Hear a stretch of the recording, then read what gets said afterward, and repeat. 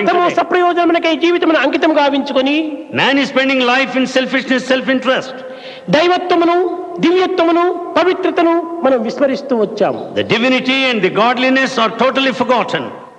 మానవుని యొక్క నీతి నిజాయితీలను కూడా కోల్పోతున్నాం. The morality and the integrity are lost.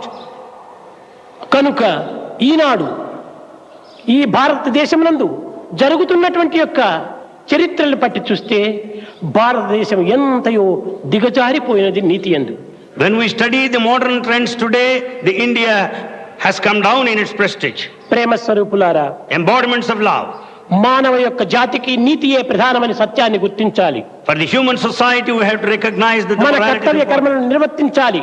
We have to perform our duties and responsibilities. ఐకమత్యంతో మన సమాజ సేవలో పాల్గొనాలి. We have to participate in social service in unity. ఐకమత్యమే బలము, Unity is strength. అందరి శ్రేయస్సు. It aims at welfare.